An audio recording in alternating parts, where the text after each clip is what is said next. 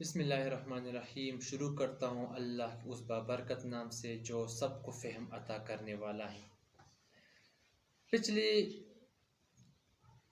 چند روز پہلے پاکستان کی سیاست میں جو کچھ ہوا وہ سب کے سامنے ہے، لیکن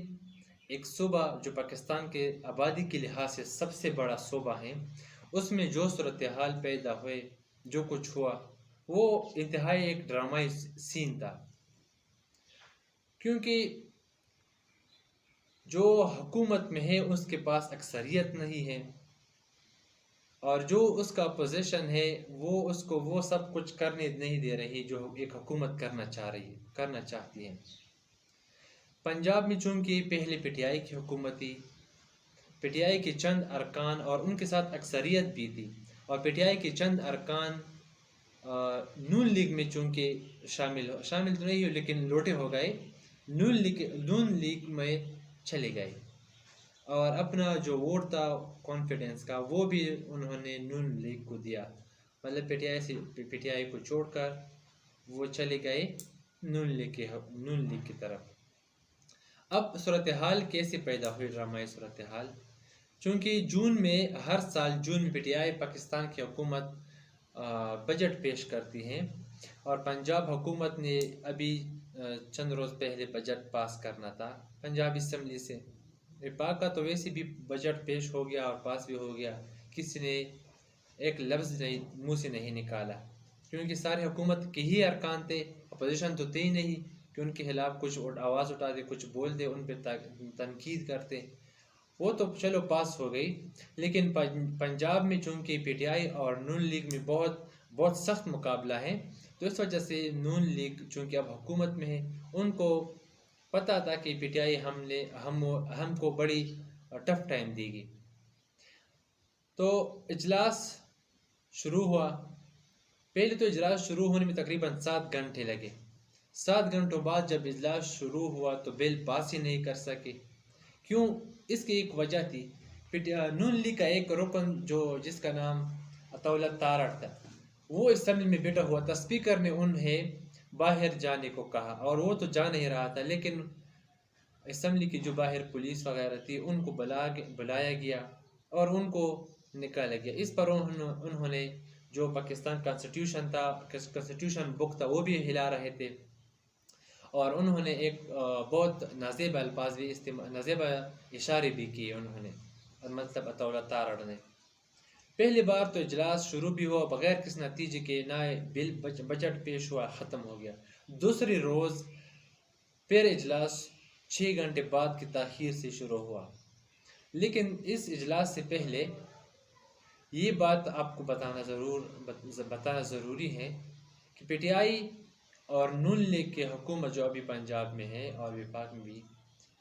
مخلوط حکومت ہے، وفاق میں تو لیکن پنجاب میں نون لیگ کی حکومت ہے، تو وہ پی ٹی آئی اس بات پر بضد ہیں کہ آپ آئی جی اور چیف سیکرٹری کو لائے اور اسمبلی میں بٹھائے، ہم نے ان سے سوال پوچھنے ہیں، کیونکہ چند روز پہلے 2-3 ہفتے پہلے جو پی ٹی آئی نے لانگ مارچ کیا تھا اسلام آباد کی طرف، اسی دوران پنجاب میں پولیس نے پی ٹی آئی کے کارکنان پر بڑا تشدد کیا تھا، ان پہ ٹیئر گیسز استعمال کی، ڈنڈے مارے گئے شہروں میں، انہیں احتجاج نہیں کرنے دیا، راستے بند کر دیے گئے، مطلب ہر طریقے سے جو ان کو روک سکتے تھے روکنے کی کوشش کی، اور یہاں تک کہ پی ٹی آئی کی جو ایک رہنما تھی یاسمین راشد، ان کی گاڑی کے شیشے بھی توڑ دیے۔ تو اس وجہ سے پی ٹی آئی نے ان کو ٹف ٹائم دینے کا سوچا تھا، اور دے بھی رہی ہے، اور پاکستان کی تاریخ میں پہلی بار ایسا ہو رہا ہے ایک صوبے میں 2 اجلاس ہوں، ایک ان کا صوبائی اسمبلی اور ایک دوسرے ہال میں، چونکہ پی ٹی آئی نے تو انہیں بجٹ پاس کرنے دینا ہی نہیں تھا، تو وہ اپنا اجلاس پنجاب حکومت نے گورنر سے نوٹیفیکیشن جاری کروایا کہ آپ حکومت کو ایوان اقبال میں بلائے، اجلاس کو ایوان اقبال میں بلائے۔ حکومت نے چونکہ اجلاس بلا بھی لیا وہاں پہ ایوان اقبال میں، اور انہوں نے بجٹ پیش بھی کیا،